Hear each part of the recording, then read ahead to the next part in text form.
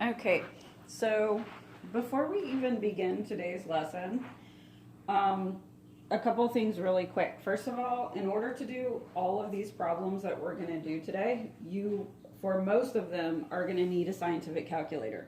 So if you don't have a scientific calculator in front of you, you might want to go grab one. Okay, so hopefully, I know it was part of the syllabus at the very beginning of the school year under your materials was that you were going to need a scientific calculator. So if you got what you were supposed to get at the beginning of the year, you should have one. If not, yes, you are going to need one to do at least some of these problems that we're going to do today, if not all of them. In fact, I think maybe all of them, actually, now that I'm thinking about it.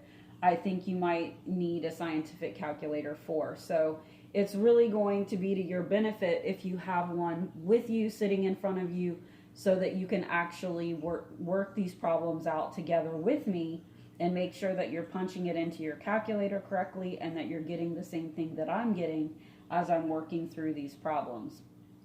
Also, I just wanted to let you know that this is going to be the last lesson. So seniors, y'all don't need to worry about this. So if you're a senior and you're watching this, you can turn it off. This is not for you. You're done. So this is only for non-seniors. And even for the non-seniors, this is going to be your last lesson. Now, it's not going to be your last assignment. So you're going to have this lesson, you'll have an assignment that goes with it, and then you're going to have one final kind of review assignment at the end. So basically, you've got the assignment that goes with this section or this lesson, and then one more after that, and then everybody will be done by the time you have those things taken care of. So a couple more things, but we're getting to the end.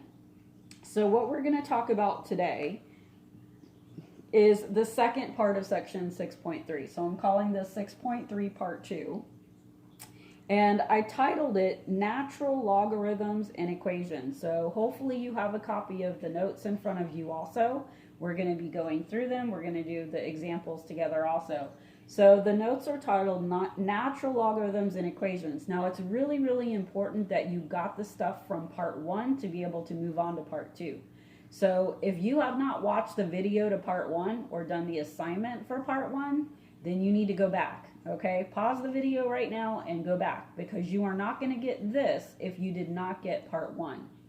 So we are taking everything that we learned in part 1 about converting back and forth between power form and log form and all that stuff that we've talked about. We're just going to continue that today and we're going to do more with it today.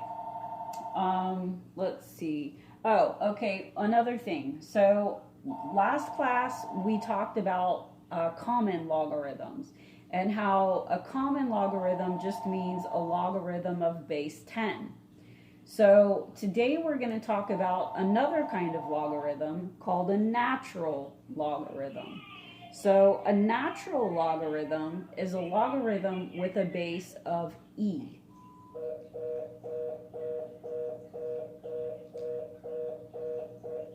If you look at the beginning of the notes, it starts by saying natural base exponential functions are exponential functions with a base e. And it says that e is a number approximately 2.71828. So let's just stop right there because as soon as you read those first 2 lines, you were probably completely confused. So let me explain what all of that is talking about. So think back to geometry for a minute.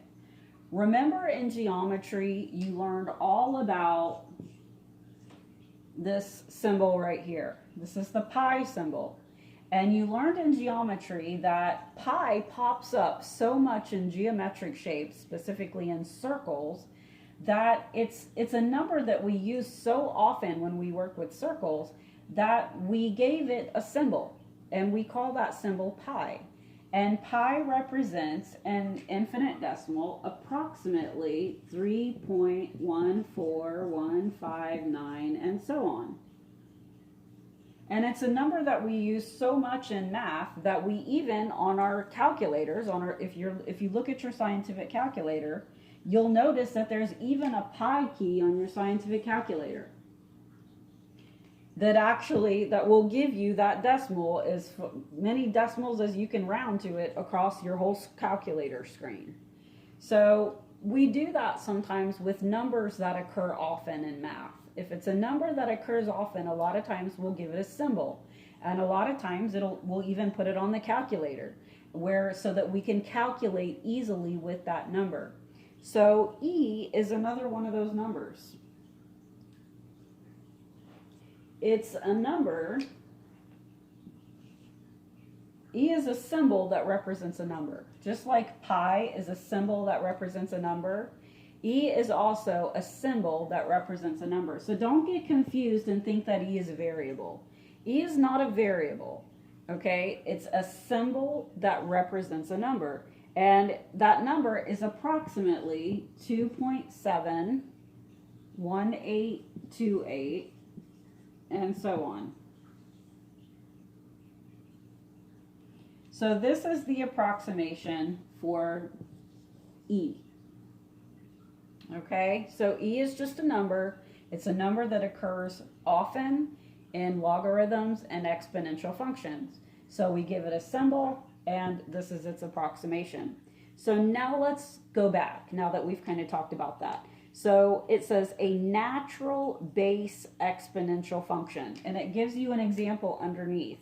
An example of a natural base exponential function is y equals e to the x. Notice that this is an exponential equation because it has an exponent or a power in it, and it has the natural number e as its base. E is what we call the natural number. Let me say that again. E is what we call the natural number. Why? Because it occurs often in nature. E is called the natural number because it occurs often in nature.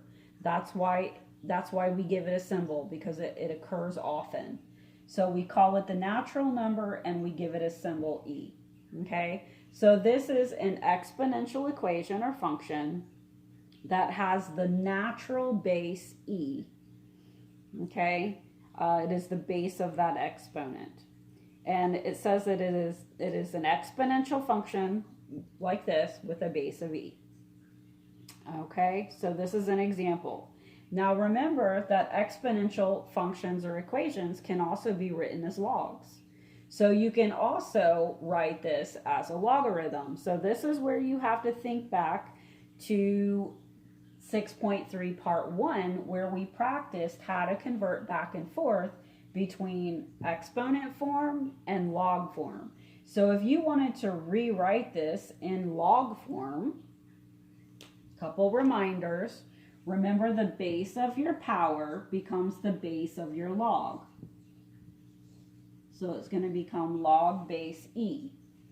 Also remember that the power is what the log equals, and then what the exponent equals is what you're taking the log of.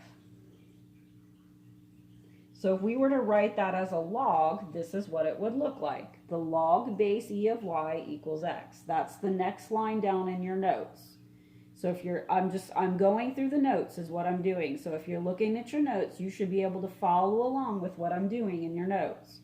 So if y equals e to the x, then if you change it into its log form, it's going to be log base e of y equals x. Okay? Now, it also gives you a third way to write it there. It also says that you can write it as ln y equals x. Let me explain what that means. So ln stands for the natural log. Now, everybody always asks me, well, why don't you call it NL for natural log? Why is it ln instead of NL? I have no earthly idea. I have no clue why we use ln for natural log instead of NL. But for whatever reason, we use ln to stand for, it's like a symbol to stand for a natural log. So an ln, or a natural log, is the exact same thing as a log base e. So this is the same as this. And you can interchange the two. You can replace a log base e with an ln. you can replace an ln with a log base e. It means the exact same thing. It's kind of like a common log. Remember, a common log is a log base 10, but you can drop that 10 out and just write it as a log. Okay, so on these more popular logs that occur often, we do sometimes have multiple ways to write them. The common log is a log base 10, and you don't actually have to write the base. You can drop it out. A natural log is a log base e, and you can write it as ln instead of log base e. Okay, all right, so now let's move on to the next thing in our notes. It now says that you can simplify and solve natural logarithms just like any other. Just remember that e is just a number. Don't treat e like it's a variable. Treat it like it's a number, because it is. Just like pi is a number. It's just a symbol that represents an actual number. Then it says you can find a common log and a natural log on your calculator, as well as a power of e. So there are 3 keys on your calculator that we need to talk about today.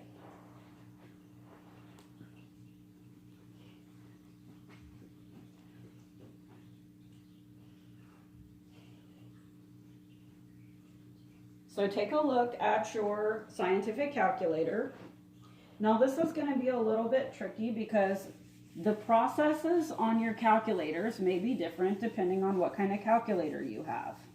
So the calculator that I am using is a TI-30XA. And I'm using that because I know that's what that is what a lot of you guys use. It's also a good one. So if you haven't bought one and you're thinking about buying one and you don't know what calculator to buy, a TI-30XA is an excellent choice. And that is what I'm going to be using. If you have something different than that, your calculator might work a little differently. So I'm going to do my best, guys, to try to explain to you how to use it based on all the different calculators that some of you guys might have. So here's what I need you to do now. I need you to look at your calculator, and I want you to look for 2 keys. I want you to look for a key that says log, L-O-G. It might be capitalized like mine, it might be lowercase, but look for your log key. Right next to that somewhere, you should have an ln key. That's your natural log key. So your calculator can't do any log of any base, okay? It doesn't know how to do any log to any base. But what it does know how to do is a common log and a natural log. Why? Because those are the ones that we use the most often. So your calculator will do 2 types of logs. Your log key is a log base 10. If you use your log key, that is going to be a base 10. Your ln key is a natural log, so that's going to be a log base e. Okay? So you can do a log base 10 and you can do a log base e, or a natural log, on your calculator. Now, something else I want you to notice. Look right above your ln key. If you look right above your ln key, you'll probably see a little e to the x. That is a key that allows you to be able to raise e, the number e, to any power you want. So if you need to raise e to the 30th power, you can do that using this key right here. It's kind of like your pi key, except that it's a key that allows you to be able to raise the number e to a power. Now remember, if it's right above it, it's a second key. So if you're going to use this e to the x, you're going to need to hit second and then your ln key to do an e to the x. Okay? Now, another thing about your calculators. Some of you guys, if you want to do a log, some of you will have to hit the number first and then your log key. Others of you will hit your log key first and then the number. So you're going to have to play with your calculator. Again, if you have a TI-30XA, I'm going to show you how to do it on that. If you don't, then I'll try to kind of help you out with some hints if you're having trouble as we go. Okay, let's look and see what else we need to talk about here. So it says you can find a common log and a natural log on your calculator. That's using these 2 keys right here. as well as a power of e, that's your e to the x key, which should be a second function right above your ln key. Okay, now let's keep reading. To solve equations, isolate the logarithmic or exponential part first, then change its form and solve. Okay, so we're going to do some of those examples in a minute, but before we get to solving equations, let's first look at example 4. We're going to look at examples 4 and 5 and possibly 6 today. 6 is a word problem, so it's an application of logarithms. So if you're always one of those people in class that always says, why do we have to learn how to do this when we ever use this in the real world? Well, example 6 is a perfect real world application of where logs are used in the real world. It is used with seismic energy like earthquakes and things like that. So when we're measuring the magnitude of an earthquake, it's actually measured using a logarithm. So if we get to example 6, we'll talk about that some more. If we run out of time and I decide not to do it, if you're one of those people that's always really curious about where you could actually use this stuff, example 6 is an excellent example of that. So feel free to look at that and you'll get to see how it's actually used. But before we get to that, let's start with example 4. Example 4 says, what is the value of each logarithmic expression to the nearest 10,000? And part A asks you to find the log of 900. Find the log of 900. So we want to evaluate or find the value for this log. That should sound really familiar to you because we did that in the last lesson. We did that in part 1. I showed you how to evaluate or to find the value for a log. So you should actually know how to do this. The difference is, so if you're wondering, well, why did you wait till today to do this problem? So here's the difference between what we were doing last class and what we're doing today. So today we are going to do logs that you can't necessarily do in your head. Everything that we did last class or last lesson, we were able to figure out in our head. And they were easy ones. They were ones we could do by hand. We're going to look at some logs today that you're not going to be able to do by hand. And that's why I told you that for today you were going to need a scientific calculator, because not all logs can be done by hand or in your head. Okay, so calculators are going to come in very handy today. Quick review of how to evaluate a log. So first of all, this log is missing its base. If the log is missing its base, then it's a base 10. And if it helps you, you can write it in. I do that all the time, guys. If I'm converting its form, I write it in. So that's the first thing that I would do, is I would write in the base. If it's missing, it's a 10. And then the next thing that we did was we set it equal to y. And then we used those equations from the last set of notes in part 1 to convert its form. So a little bit more review. Remember that the base of the log becomes the base of the power.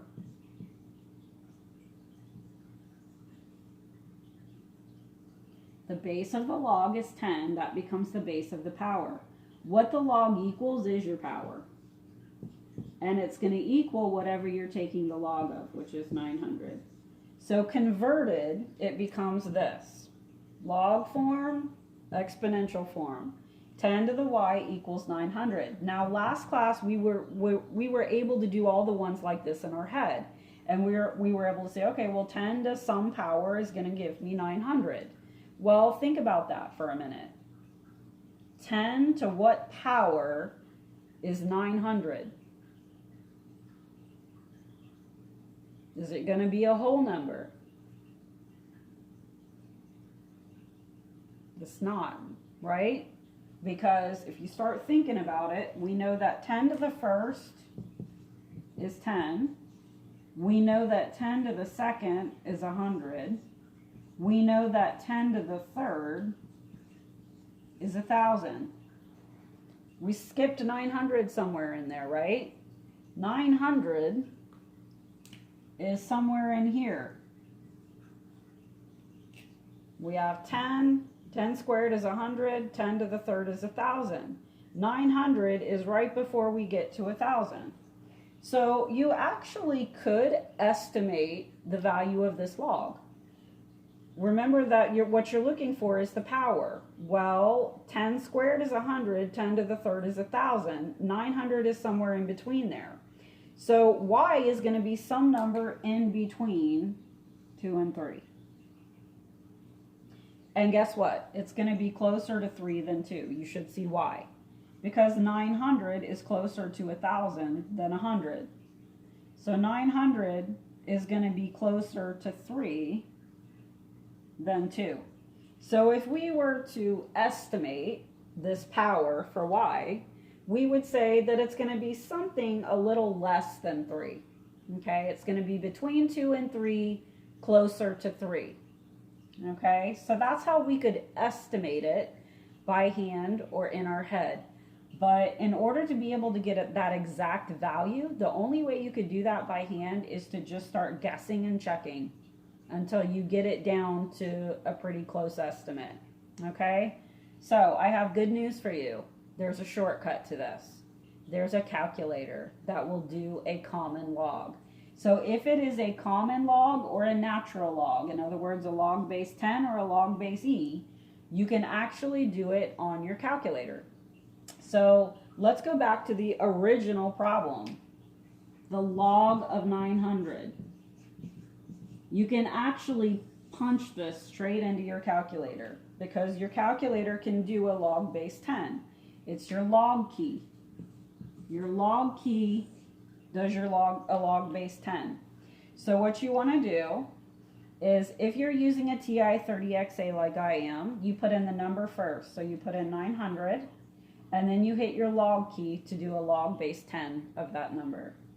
And what pops up is 2.954 and so on. 9, sorry, not 9.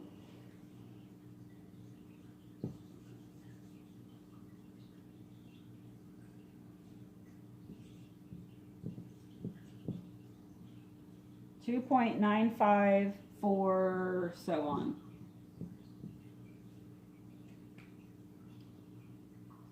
So the log of 900 is approximately this decimal. I did have to round it off. That's why I'm saying you can't do it by hand, because it's an infinite decimal. It's not an answer that you can get an exact answer by hand. You're going to get a decimal and you're just going to have to round it off. Okay? Notice though that we were correct in our approximation, that it was going to be some number between 2 and 3 but close to 3. It is. Okay, and you can also check this too, guys. You should be able to take 10 to that power. So if you raise 10 to the 2.954 power using your power key on your calculator, you will get something extremely close to 900. Okay, so sometimes you can use your calculators if you have a log base 10 or a log base e.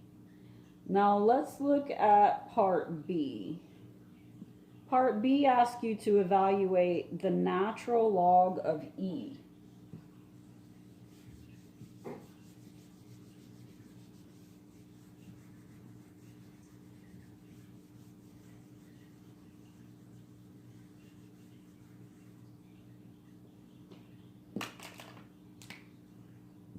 Let's say I want to find the natural log of e. Do this the same way that we just did the other one, okay? Start by changing, well, you have to set it equal to y. Set it equal to y and change its form. Now, again, you guys might be a little confused by this because it's ln of e. But remember, at the very beginning of this lesson, I told you that you can rewrite ln as a log base e. ln means natural log, which is a log base e. So I'll tell you what, I don't want to erase that. Just rewrite it like this.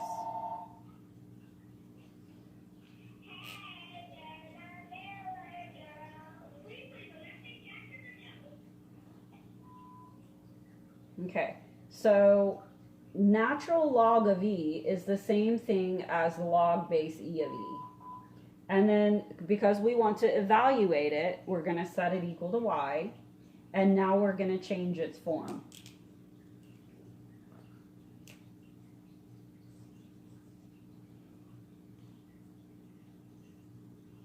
So again, do the same thing. Take the base of your log, which is e. Remember that what the log equals is your power. And what you're taking the log of is what it equals. So when you change its form, it becomes e to the y equals e. Now, this is actually one that you can do by hand. This is kind of a common sense question. E to the y equals e. Well, this e is going to have a power of 1, right? E automatically has a power of 1. So if e to the 1 equals e to the y, then y has to equal 1. This is something else that we talked about last class. So this should be familiar to you. If the bases are equal, then the powers have to be equal. If it's an equation and these are equal to each other, then these powers have to be equal too. However, so we did this by hand. This is how you would do it by hand or in your head. So yes, this can be done by hand. But let's say rather than doing this by hand, we wanted to just use our calculators. You can do that. You can use your calculator. You would use your ln key. Okay? So now you want to find the natural log of e. Well, remember that e is an infinite decimal. Okay? So what you're going to have to do, you're kind of going to have to just approximate it. So in your notes, it tells you that e is approximately 2.71828. So put that number into your calculator and then hit your ln key. Okay, we're wanting to take the natural log of e. So we put the value for e, which is approximately 2.71828. And then we hit our ln key to find its natural log. Now what I'm getting, to pop up, is 0.999, and it just keeps going. Okay, so that is basically 1. The reason why it's not giving me an exact 1 is because I approximated the decimal. E is an infinite decimal that goes on forever. So when you put in an approximation of that decimal, you're rounding that number off. So that means that your answer is going to be, it's not going to be perfectly exact, but it's going to be very close. So that's why I'm getting this rather than 1. 1 is the exact answer. This is a very close approximation. Okay. Okay, so that's how you do that one. Let's look at part C. And then we'll talk about how to solve equations.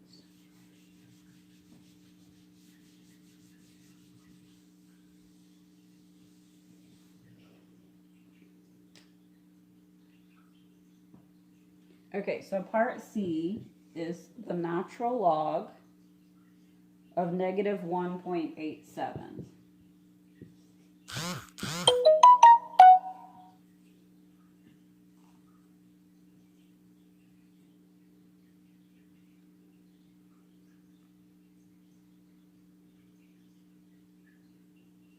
All right, so let's say we want to do this one. Now, yes, you can just go straight to your calculator.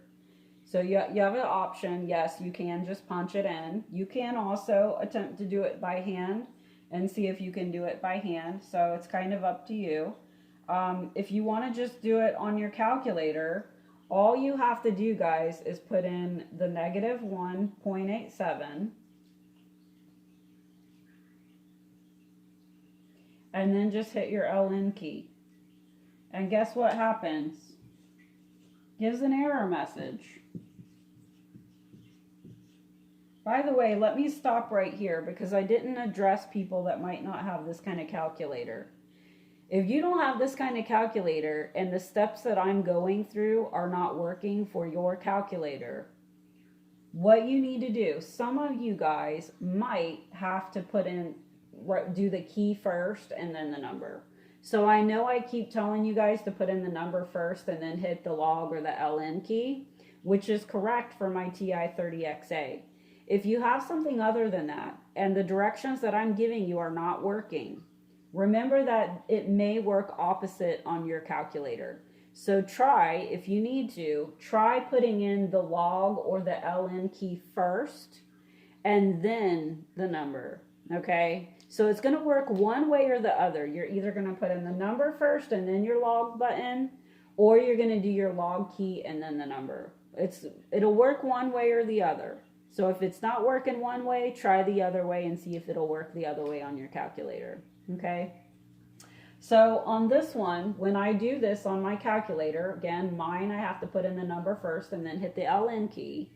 If that doesn't work for you, try hitting your LN key first and then put in the number.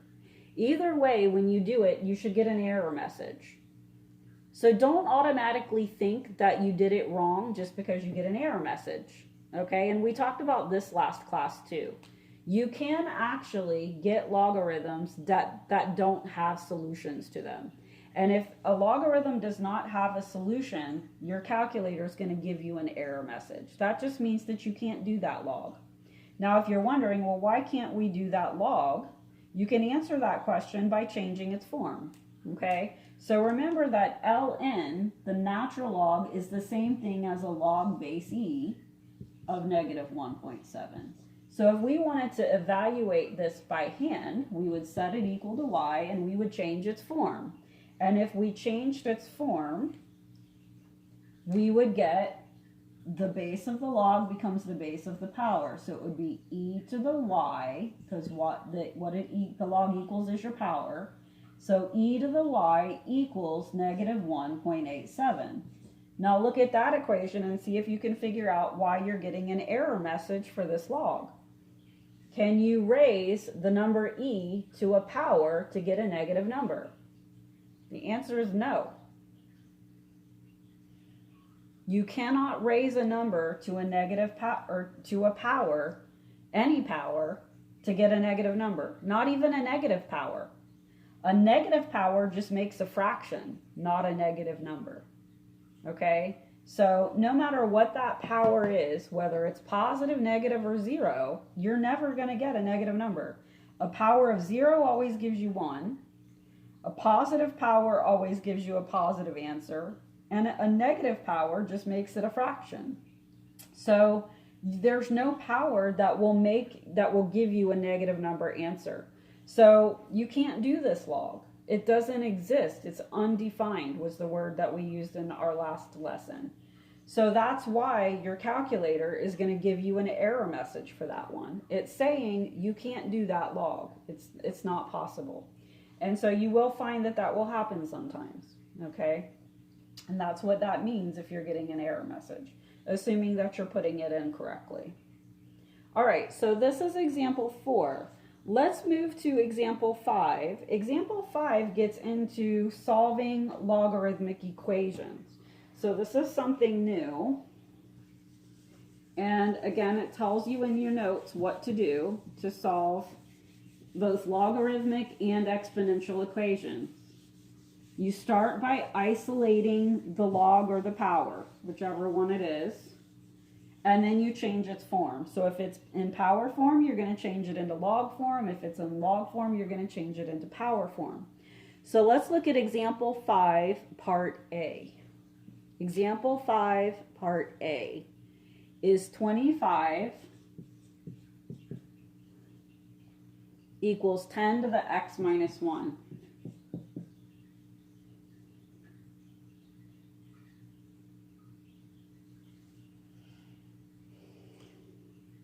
Let's say we want to solve this equation. Now this is probably like no other equation you've ever solved before because your variable is an exponent. You have a variable in the power. It's not down here where it usually is. It's up here in the power. So this is a very unique type of equation, and it has to be solved a specific way, okay? So here's what you need to do. I told you this is an exponential equation, not a logarithmic. It's an exponential equation because it has an exponent or a power in it. And what we need to do is isolate the power part, which is actually already done here. We already have the base to its power by itself. If there was something maybe added on here, like a +2 or something like that, that's not part of the power, we would need to take that and move it over. Okay, so you always isolate your power part, your base to whatever power, you need to get that by itself. So if there's something added or subtracted to it, move it over to the other side. But that step is actually already done here. The next thing you want to do is change its form. So if it's in power form, you want to change it into log form. So what we're going to do is rewrite the equation as a log. So remember, the base of the power is the base of the log. So this is going to be a log base 10. The power is what the log equals. And then what your power equals is what you're taking the log of.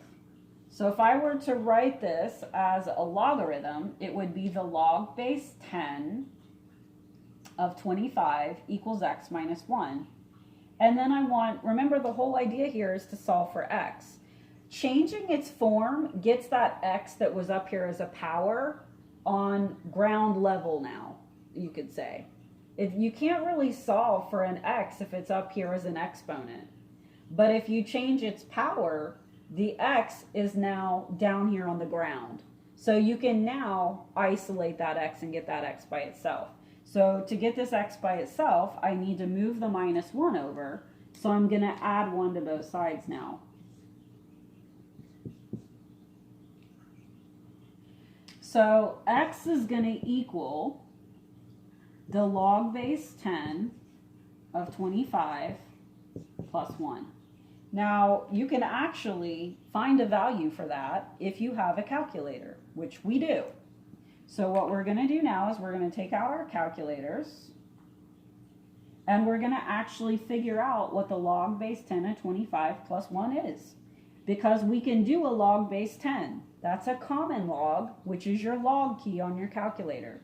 So if you're using something like a TI-30XA like I am, you're going to put the 25 in first, and then you're going to hit your log key. Make sure you're using your log key and not your LN key. Remember, LN is a log base E. You want a log base 10 here.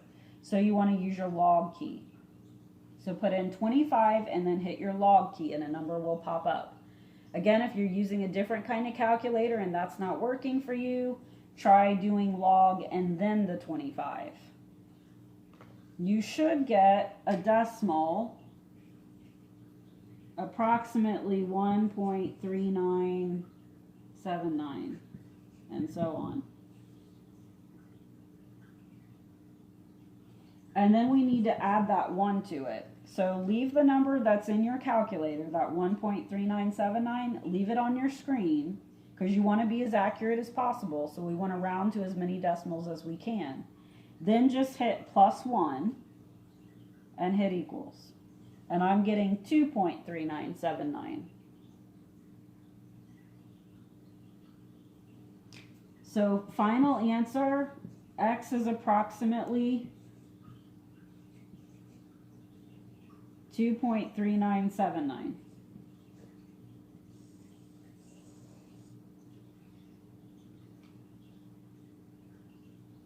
So a lot of these problems, guys, are going to wind up being decimal approximations. But this is an approximation for x in that equation. This is how you solve an exponential equation where your variable is up here in the power. Change it into log form and then solve for x. Okay, let's try example 5 part B.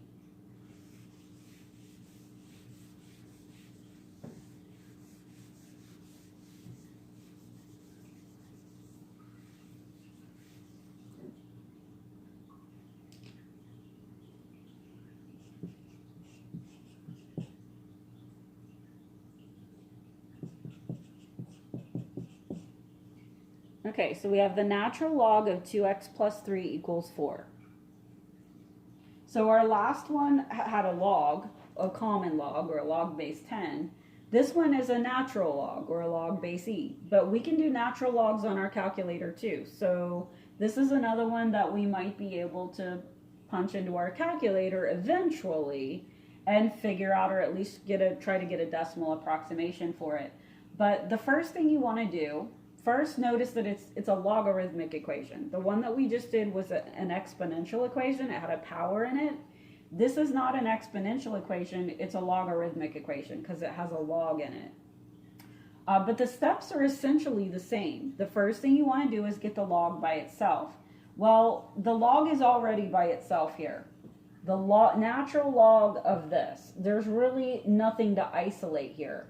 If you were to have like a 2 plus in front of that wasn't part of that log, then you would want to move the 2 over to the other side. So if it had something added or subtracted or even multiplied onto the front of it like that, you would want to get rid of that. You would want to move this 2 over. You would also want to divide out this 2 out of the front. Okay, so you do need to isolate your log, but that's already done here. My log is isolated already just like this. Don't try to get rid of the 2x plus 3 because that's what you're taking the log of. That's part of your log. So leave this part, okay?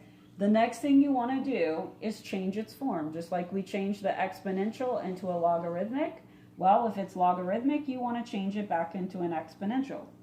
So I think it will probably help if you rewrite the ln as a log base e of 2x plus 3 equals 4. And then hopefully once you rewrite it like that, you'll be able to kind of see how you need to change its form. The base of the log becomes the base of the power. What the log equals is the power, and it equals whatever you're taking the log of. So e to the 4th power equals 2x plus 3. Now you can solve for x because it's no longer a part of the log. See, here we couldn't just solve this for x because it was part of that log. It's inside that logarithm. But if you change its form, x is no longer part of a logarithm. It's just the expression 2x plus 3. So you can actually now isolate that x. You can get it by itself by subtracting out the 3 and dividing by 2. So let's do that. Let's subtract out the 3. So that's going to give us e to the 4th minus 3 equals 2x. And then let's divide out that 2.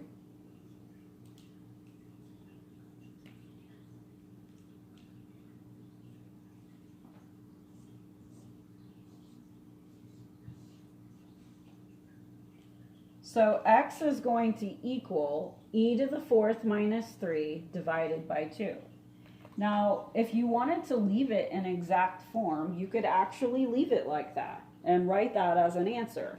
And that there's nothing wrong with that answer if you want it in an exact form. However, you might want to approximate the value of that. You might want to get an actual value for that. So if you wanted to figure out what value that actually had, remember e is just a number. So it's really just, this answer right here is just a number. And you can actually find the value for that number, again, by using your calculator. Because remember, your calculator has an e to the x key. There's a reason why I mentioned at the beginning of the lesson that your calculator has an e to the x key that will allow you to raise e to certain powers. It is exactly for these kinds of problems right here, where you may need to raise e to a certain power.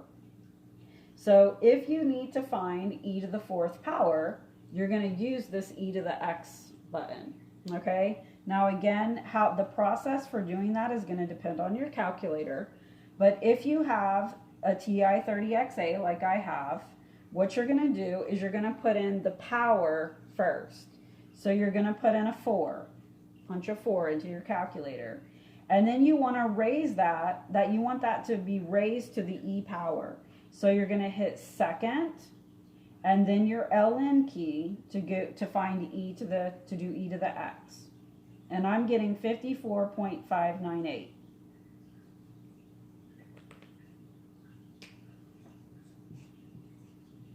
So x is going to be approximately e to the fourth, which I'm getting an approximation of 54.598. And then I'm going to subtract 3 from that, and I'm going to divide that by 2. So take that number that you just got, and by the way, if that's not working for you, try doing your e to the x key first. So do second e to the x, and then put in the power, and hit enter. You should get an approximation of 54.598 when you do that e to the fourth correctly. Okay, so you can either do second e to the x and then put in the power, or if it's like mine, you're going to put in the power first and then do second e to the x. Now take that whole number, that whole decimal that's now on your screen, and hit subtract 3 or minus 3 equals, and then divide by 2 equals. And that's giving me an approximation of 25.799. X is approximately 25.799.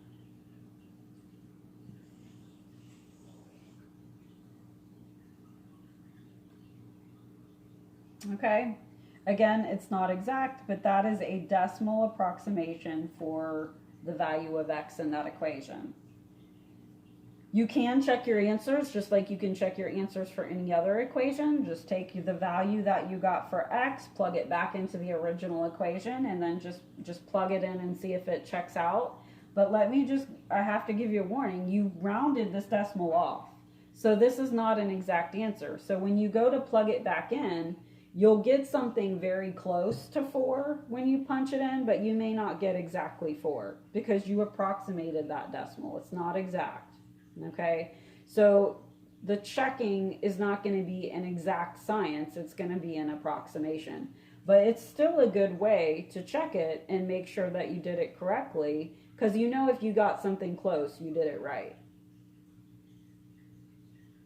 Okay, let me just look and see if there's anything else we need to...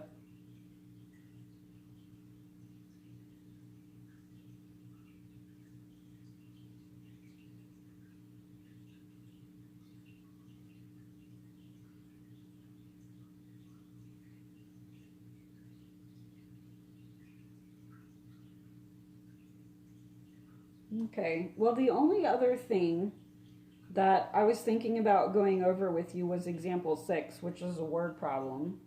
We haven't done any word problems since we started this whole distance learning thing. Well, actually, the probability stuff were word problems, and even the normal distributions had a lot of word problems. So that's actually not right. We have done some word problems, but they've been, I think, easier ones.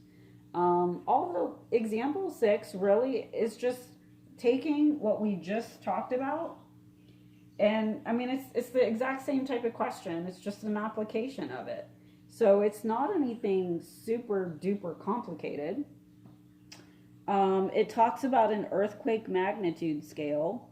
And so if you're wondering, okay, well, what in the world kind of uses do logarithms have? Logarithms are used in measuring earthquakes, the magnitudes of earthquakes and things like that. And so that's what example 6 is talking about. I'll tell you what, I don't want to take a lot of time for this because I know I've probably already taken up a lot of time on this video. So let me just do it real quick. We'll just talk about it real quick. The seismic energy X in joules can be estimated based on the magnitude M of an earthquake by the formula X equals 10. Let's write this down. X equals 10 to the 1.5 M plus 12 what is the magnitude of an earthquake with a seismic energy of 4.2 times 10 to the 20 joules? So X represents the seismic energy in joules. That's your 4.2 times 10 to the 20th. X is the seismic energy in joules, which your problem tells you is 4.2 times 10 to the 20th. And it's going to equal 10 to the 1.5 m plus 12, where m stands for magnitude. The magnitude of the earthquake. So the question is, if it has this seismic energy, what was the magnitude of the earthquake? That's how they do it. They measure the energy of that earthquake, and then they can use this formula to find the magnitude. Okay? So it's just this equation, which is an exponential equation that you just learned how to solve. So you should know how to do this problem and solve this equation for m. Okay?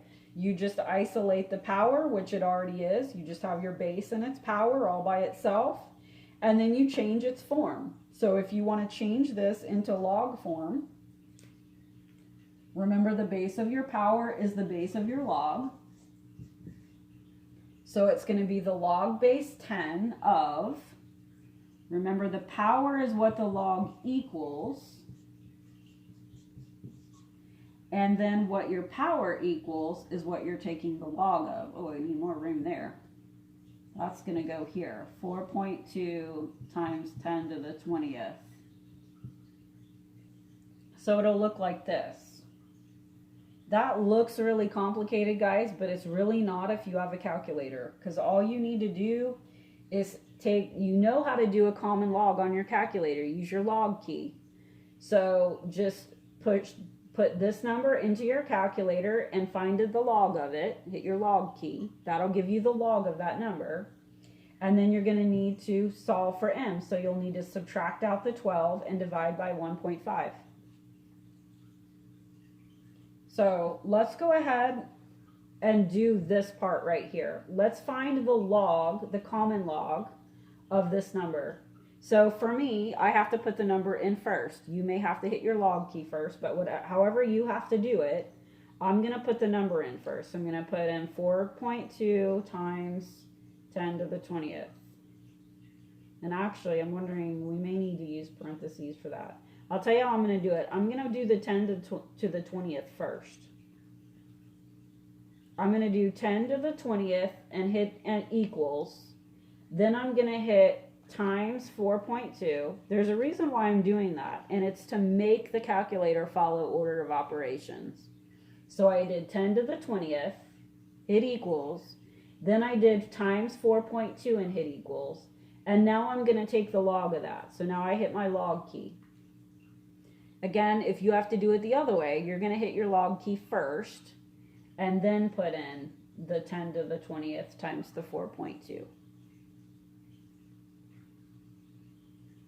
So I'm getting approximately, I'm just going to round it off, 21.246. That's going to equal 1.5 m plus 12. Now solve for m. So now I'm just going to subtract that number by 12. So take that number that's in your calculator, this number, and hit minus 12 and hit equals. Now I'm getting a 9.246.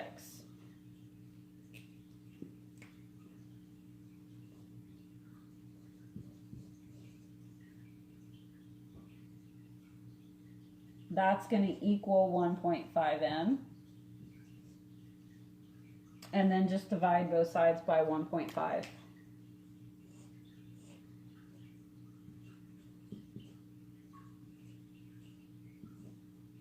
That'll give you m, the magnitude. So we're going to do the 9.246. You can just leave that whole number in your calculator and then divide by 1.5 and hit equals. I'm getting approximately 6.16.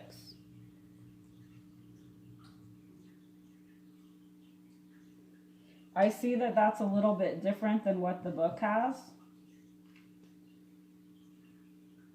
The book has 5.75, but I think the reason why that's happening is because they must have rounded differently at some point. Unless I put it in wrong, but I don't think so.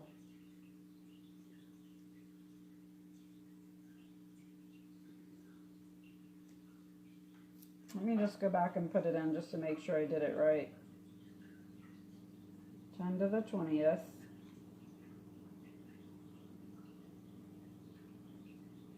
Times 4.2.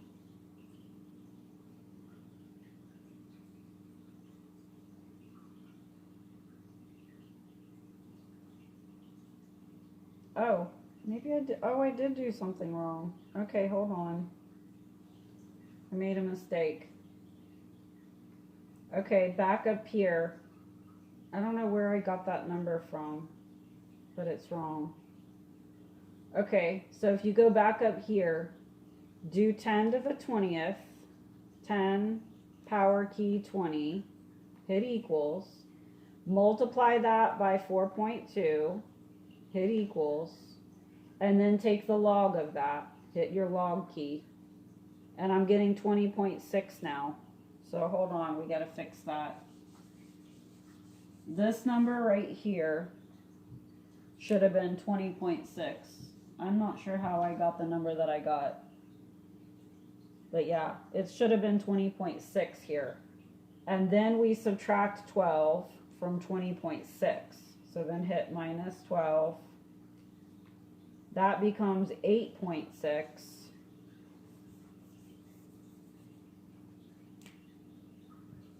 8.6 equals 1.5 m, and then divide out the 1.5. So leave the 8.6 number in and hit divided by 1.5 equals. And that gives us 5.75 if you round it off.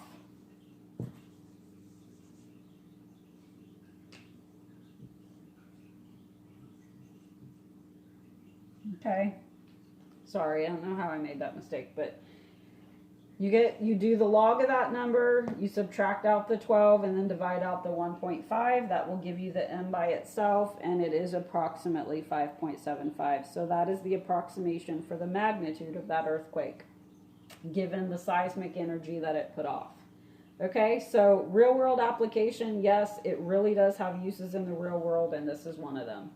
Okay, so this actually wraps up everything that you're going to learn in Algebra 2 this year. So you are done with lesson videos, you are done with new material, you're done with notes, you're done with all that stuff. All you need to do now is the assignment that goes with this lesson.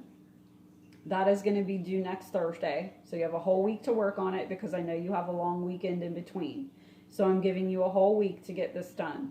And then after that, you are going to have one more review assignment that's just going to review the stuff that we've done here in this last quarter as part of our distance learning. Okay, so 2 more things to do, the assignment that goes with this, and then 1 more will finish you up for the year. So you're getting there, guys.